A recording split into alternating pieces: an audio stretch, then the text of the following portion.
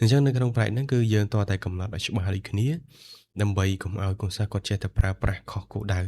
ជាពិសេសលេង Facebook លេងហ្គេមគាត់គេចអត់ចូលរៀនអញ្ចឹងទៅបាទសូមជម្រាបសួរលោកគ្រូអ្នកគ្រូក៏ដូចជានិស្សិតបាទជាពិសេសគឺកាន់និស្សិតដែលគាត់កំពុងតែសិក្សាមហាវិទ្យាល័យអប់រំសង្ឃឹមថាវីដេអូនេះនឹងចូលរួមចំណែកក្នុងការជួយដើម្បីជាឯកសារ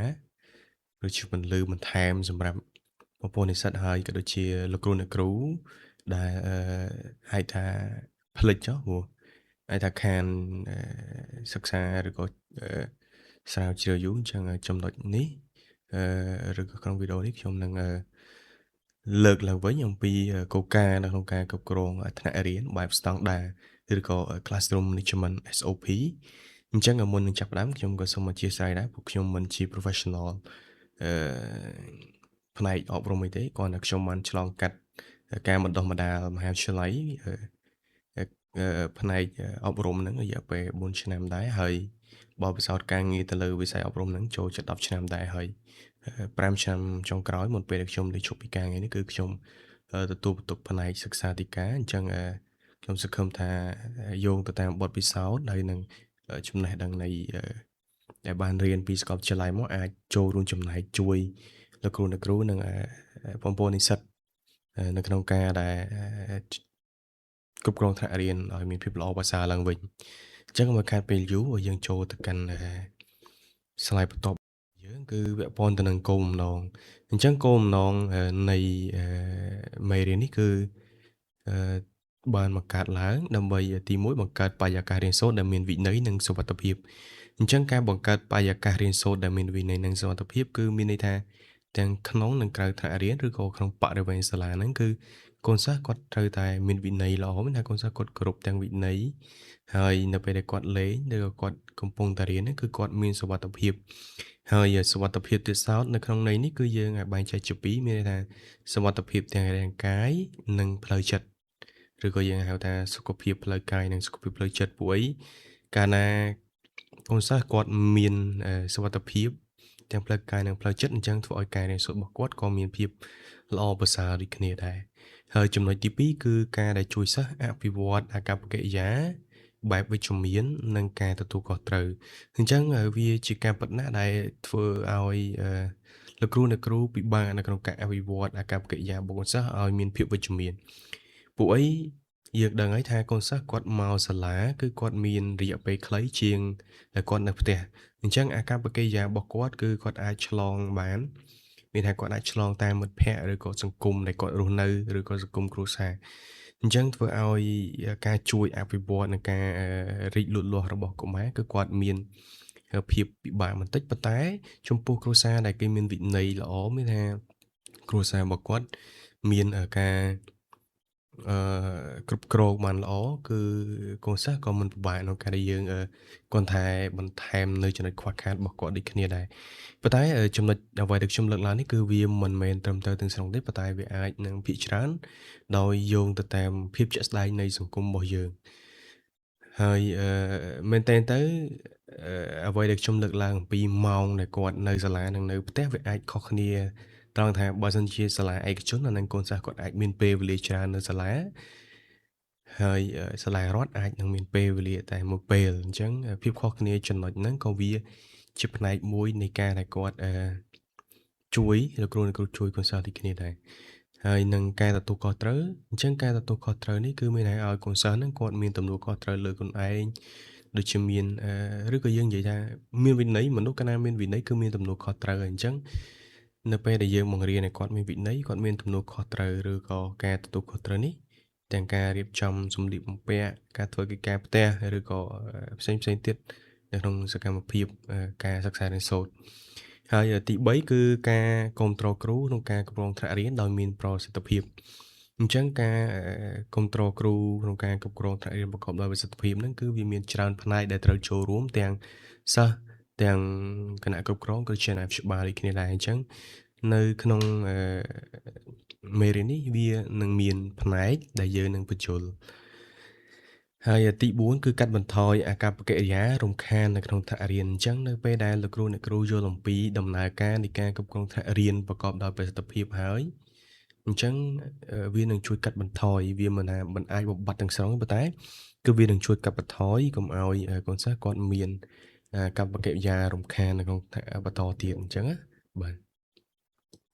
អញ្ចឹងនៅ slide បន្ទាប់ខ្ញុំនឹងបញ្យល់បន្ថែមថាតើយើងធ្វើម៉េចដើម្បីជួយកាត់បន្ថយអាកប្បកិរិយារំខាននៅក្នុងថ្នាក់រៀនរបស់សិស្សបាទអញ្ចឹងចំណុចទី2បន្ទាប់របស់យើងគឺវិសាលភាពឬក៏ scope ជាភាសាអង់គ្លេសអញ្ចឹងវិសាលភាពនៃការគ្រប់គ្រងថ្នាក់រៀនប្រកបដោយប្រសិទ្ធភាពនេះគឺអនុវត្តសម្រាប់គ្រូបង្រៀនទាំងអស់គ្នាហើយក៏មានផ្នែកទាំងសិស្សផងដែរ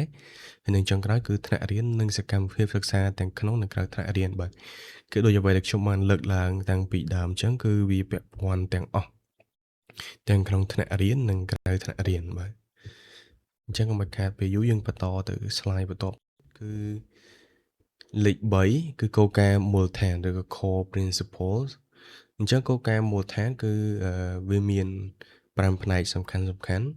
អញ្ចឹងការគ្រប់គ្រងថ្នាក់រៀនវាត្រូវផ្អែកលើចំណុចទាំង5ដូចដែលបានបរិយាយខាងក្រោមនេះទី1គឺការគ្រប់គ្នាទៅវិញទៅមកឬក៏ភាសាអង់គ្លេសថា respect អញ្ចឹងមិនថាគ្រូឬក៏សិស្សទេគឺត្រូវតែមានការគ្រប់គ្នាទៅវិញទៅមកវាជាការឲ្យតម្លៃមួយមានន័យថាមនុស្សម្នាក់ៗនៅពេលដែលទទួលបានការឲ្យតម្លៃពីដៃគូឬក៏លោកគ្រូអ្នកគ្រូរវាងលោកគ្រូអ្នកគ្រូនិងកូនសិស្សគឺកូនសិស្សគាត់នឹងទទួលបានដូចគ្នាអញ្ចឹងការដែលយើងគោរពគ្នាទៅវិញទៅមកគឺមានការឲ្យតម្លៃគ្នាទៅវិញទៅមកអញ្ចឹងការចូលរួមរបស់ពួកគាត់ក៏គាត់មានភាព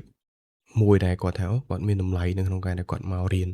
ពួកឯងមានមិត្តភក្តិគ្រប់គាត់មានលោកគ្រូអ្នកគ្រូដែលគោរពស្រឡាញ់គាត់ដូចគ្នាហើយលោកគ្រូអ្នកគ្រូក៏ដូចគ្នាដែរគឺនៅពេលដែលកូនសិស្សគាត់គោរពគាត់លោកគ្រូអ្នកគ្រូមានអារម្មណ៍ថាវាល្អប្រសើរជាងមុនដូចគ្នាដែរនៅក្នុងការបង្រៀននិងការគ្រប់គ្រងថ្នាក់រៀនហ្នឹងហើយទី2វិន័យនិងភាពស្ថិរភាពឬក៏ភាសាអង់គ្លេសថា consistency អញ្ចឹងវិន័យនិងភាពស្ថិរភាពនេះគឺមានន័យថា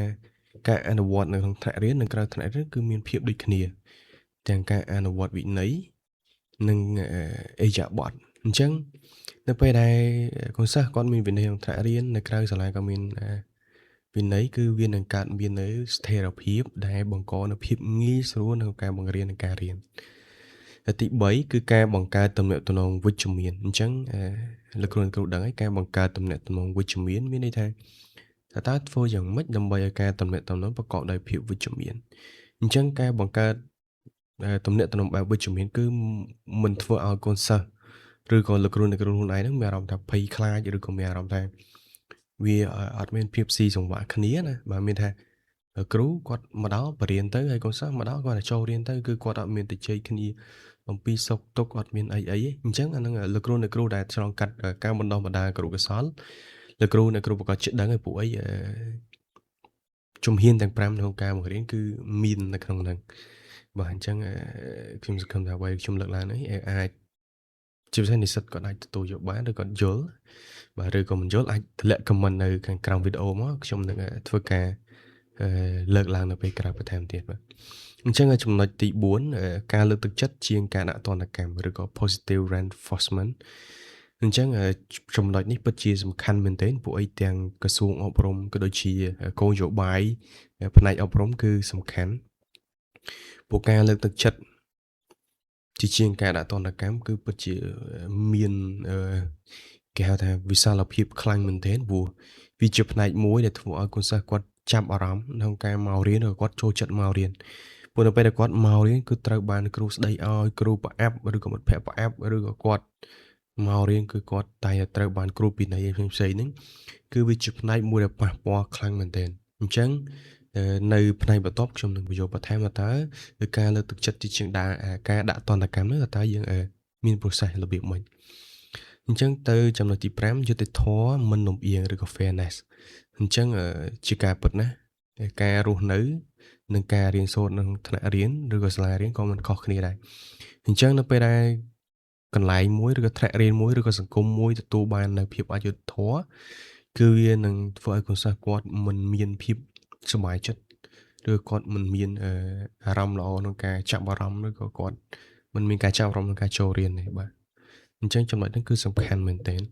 អញ្ចឹងខ្ញុំនឹងបញ្ចូលបន្ថែមទៀតដូចខ្ញុំបានបញ្ជាក់ថាយើងនឹងបន្តទៅខាងមុខទៀត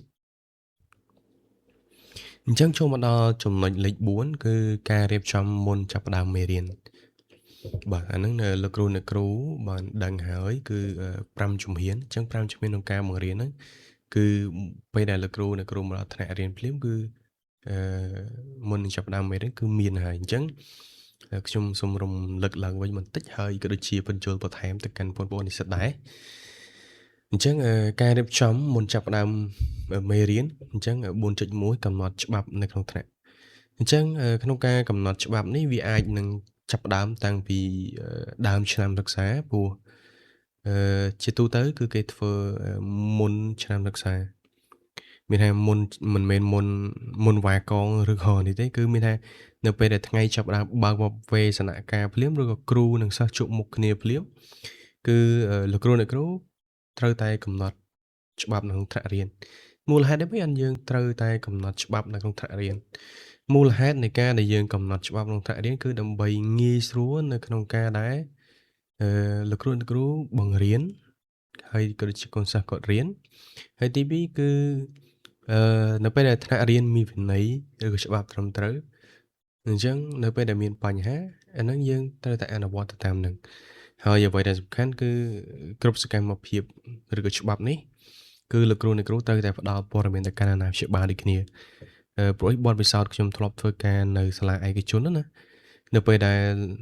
យើងអត់បានផ្ដល់ព័ត៌មានទៅកាន់អាណាព្យាបាលមុនឬក៏អត់បានពន្យល់ឲ្យគាត់ដឹង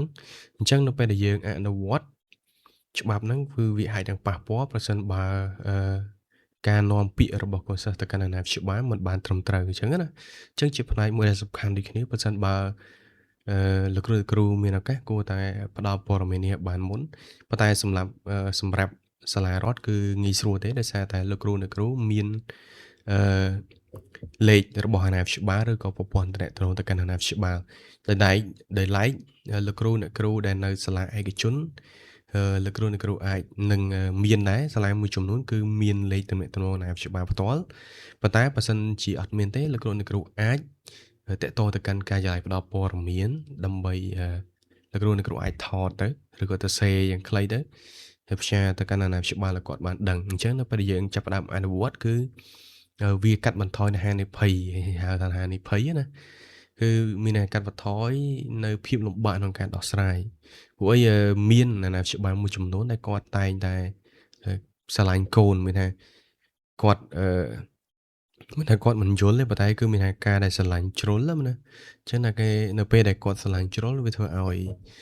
ការគិតពិចារណាឬក៏វិភាគពីហេតុផលហ្នឹងអត់បានស៊ីជម្រៅទេអញ្ចឹងតោះតែលោកគ្រូ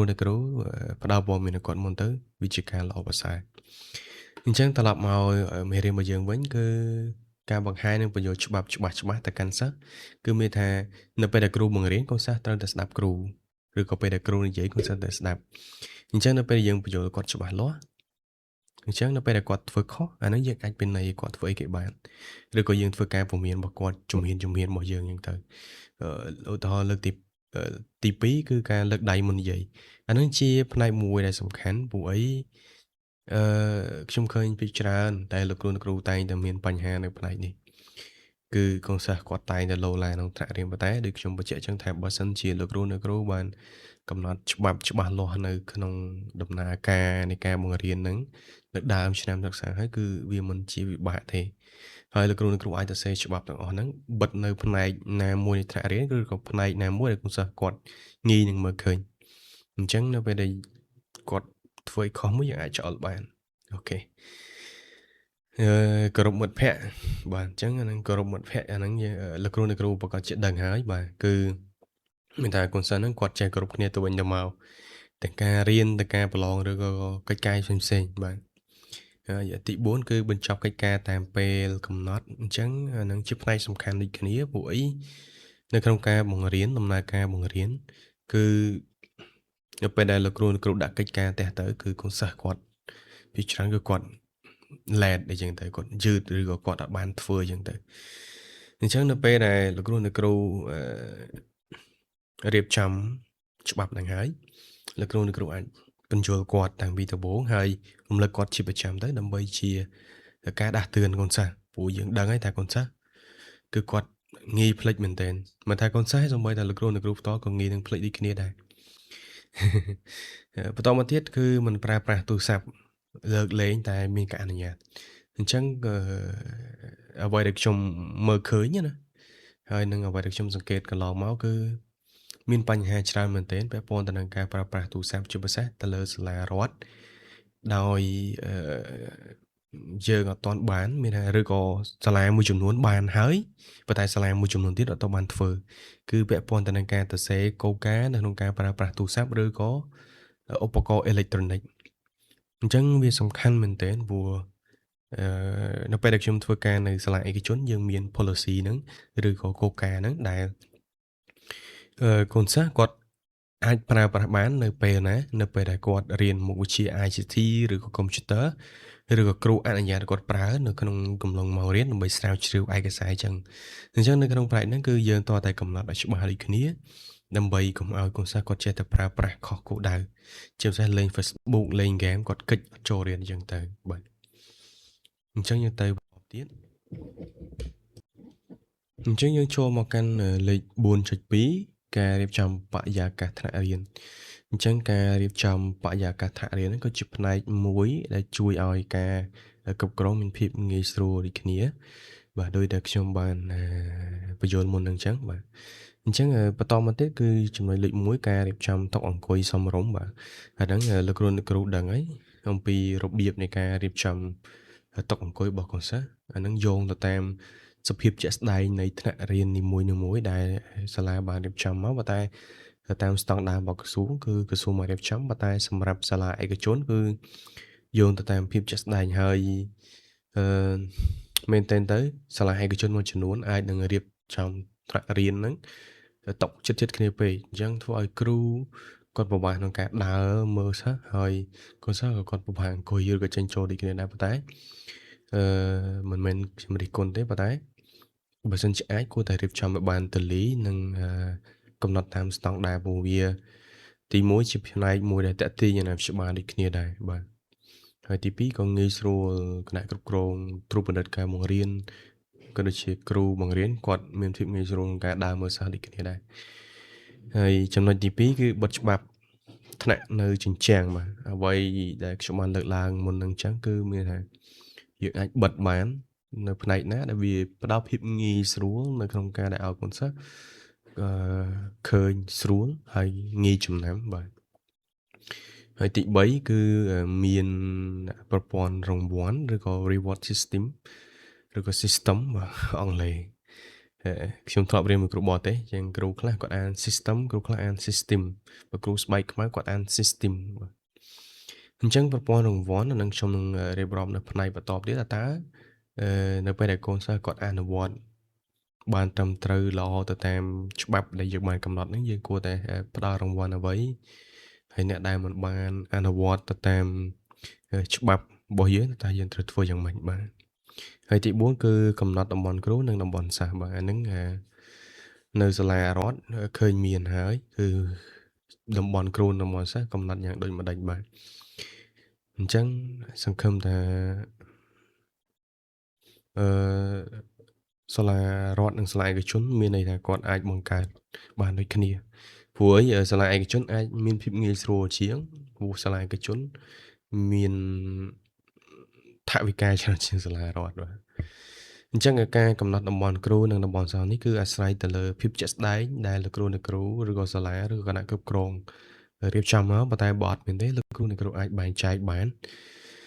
ឧទាហរណ៍ក្នុងថ្នាក់រៀនតំបន់គ្រូគឺនៅតុគ្រូហើយនឹងក្តារខៀនតំបន់សិស្សគឺនៅកៅអីអង្គុយឬក៏កន្លែងណាមួយឬក៏ក្រៅទីធ្លាថ្នាក់រៀនឬក៏ទីធ្លាសាលាហ្នឹងតើផ្នែកណាជាផ្នែកគ្រូតំបន់ណាជាតំបន់របស់សិស្សហើយកន្លែងណាជាកន្លែងហាមឃាត់អញ្ចឹងទៅបាទអញ្ចឹងយើងមក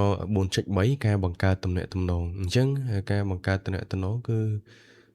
ដោយដែលខ្ញុំបានទៅជែកមុននេះថាវាមិនមែនងាយស្រួលប៉ុន្តែក៏វាមិនជាការពិបាកដែរ អញ្ចឹងវាមានចំណុច3សំខាន់ៗដែលធ្វើឲ្យការបង្កើតទំនាក់ទំនងផ្ដល់ភាពងាយស្រួលជាងមុនគឺទី1ស្គាល់ឈ្មោះសិស្សបាទវាជាការពិតដែលលោកគ្រូអ្នកគ្រូត្រូវតែស្គាល់ឈ្មោះសិស្សហើយបាទព្រោះកាលណាយើងអត់ស្គាល់ឈ្មោះសិស្សទេឬក៏ឧបមាថាយើងទំនាក់ទំនងជាមួយនរណាម្នាក់យើងអត់ស្គាល់ឈ្មោះគេក៏យើងពិបាកក្នុងការហៅពិបាកទំនាក់ទំនងដូចគ្នាដែរអញ្ចឹងការស្គាល់ឈ្មោះនេះជាផ្នែកសំខាន់ហើយបើសិនជាពិបាកនៅក្នុងការចងចាំលោកគ្រូអ្នកគ្រូអាចធ្វើกระดาษបិទនៅតាមតុមុខតុរបស់កូនសិស្សណាប៉ុន្តែបើសាលាខ្លះគេមានផ្លាកឈ្មោះឬក៏ប៉ាក់ឈ្មោះនៅលើអាវអញ្ចឹងទៅប៉ុន្តែបើអត់មានទេលោកគ្រូអ្នកគ្រូអាចឲ្យកូនសិស្សគាត់laminate กระดาษឈ្មោះរបស់គាត់ទៅឲ្យដាក់នៅតុមុខតុគាត់នីមួយៗទៅគឺងាយស្រួលយើងចងចាំបានដូចគ្នាហើយទី2យើងសួរសុខទុក្ខរៀងរាល់ថ្ងៃតាមពិតទៅមែនទែនទៅការដែលយើងសួរសុខទុក្ខទៅវិញទៅមកនេះគឺជាផ្នែកមួយដែលជួយបង្កើននៅទំនាក់ទំនងល្អដូចគ្នាអញ្ចឹងនៅពេលដែលលោកគ្រូអ្នកគ្រូមានសកម្មភាពមានតែសកម្មភាពមានតែការដែលយើងទៅជែកគ្នារៀងរាល់ថ្ងៃទៅក៏វាបង្កើននៅទំនាក់ទំនងល្អមួយដែរវាមិនមែនត្រឹមតែការសួរសុខទុក្ខទេវាអាចមានផ្នែកអីផ្សេងទៀតដែលអាចជួយឲ្យបង្កើនទំនាក់ទំនងល្អប្រសើរផងដែរហើយទី3គឺការសង្កេតអាកប្បកិរិយាសិស្សម្នាក់ៗបាទអញ្ចឹងកូនសិស្សម្នាក់ៗតែងតែមានអាកប្បកិរិយាផ្សេងៗគ្នាពួកអីមនុស្សម្នាក់ៗក៏មានចរិតខុសគ្នាដូចគ្នាដែរអញ្ចឹងនៅពេលដែលលោកគ្រូអ្នកគ្រូសង្កេតអាកប្បកិរិយារបស់កូនសិស្សម្នាក់ៗឲ្យបានច្រើនឬក៏យើងសង្កេតឬក៏យើងអាចយល់គាត់បានស៊ីជម្រៅអញ្ចឹងក៏ធ្វើឲ្យការទំនាក់ទំនងហ្នឹងមានភាពល្អប្រសើរដូចគ្នាដែរបាទអញ្ចឹងយើងចូលមកបន្តទៀតគឺចំណុចលេខ5គឺការគ្រប់គ្រងអំឡុងពេលបង្រៀនឬក៏ភាសាអង់គ្លេសថា during class management ហ្នឹងអញ្ចឹង5.1វិធីបង្រៀនមានប្រសិទ្ធភាពអញ្ចឹងសម្រាប់វិធីបង្រៀនមានប្រសិទ្ធភាពហ្នឹងវាមានអីគេខ្លះអញ្ចឹងវាមាន4ចំណុចសំខាន់ទី1ប្រើសកម្មភាពអន្តរកម្មឬក៏ភាសាអង់គ្លេសគេហៅថា interactive learning អញ្ចឹងសកម្មភាពអន្តរកម្មហ្នឹងគឺមានថាយើងផ្លាស់ប្ដូរសកម្មភាពរហូតឬក៏យើងអាចបញ្ចូលសកម្មភាព2ក្នុងពេលតែមួយក៏បានដែរដើម្បីធ្វើម៉េចឲ្យការរៀនហ្នឹងវាមានភាពតាក់ទាញទៅកាន់កូនសិស្សបាទ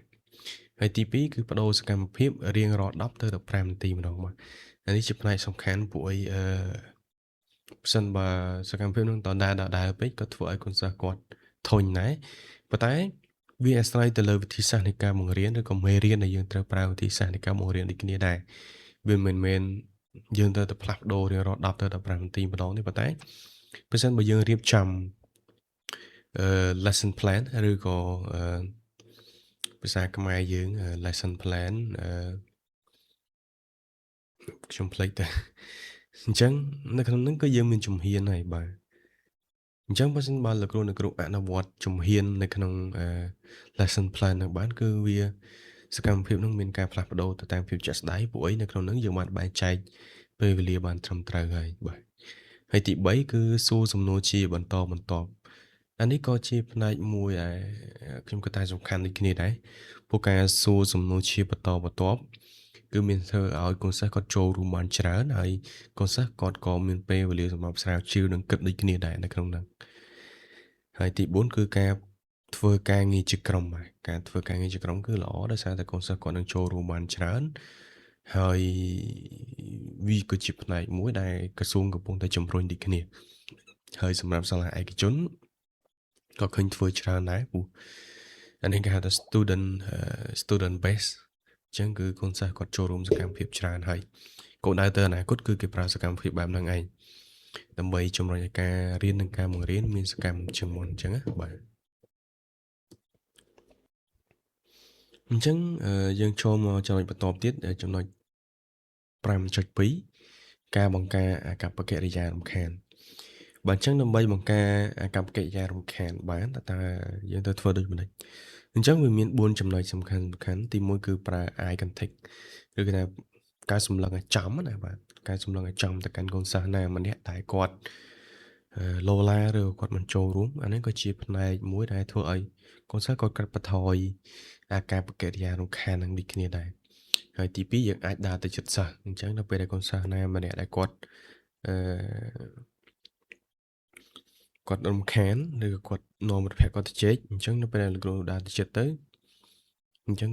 ក៏វាជួយកាត់បន្ថយបានដូចគ្នាដែរហើយទី3បដិសកម្មភាពបង្រៀនបន្តិចអញ្ចឹងខ្ញុំធ្លាប់មិនមែនខ្ញុំធ្លាប់ប្រព្រឹត្ត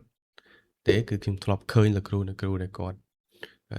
ប្រើវិធីសាស្ត្រហ្នឹងគឺជោគជ័យប៉ុន្តែវាអាចជោគជ័យក្នុងរយៈពេលខ្លីហើយទី4ប្រើសញ្ញាដៃអញ្ចឹង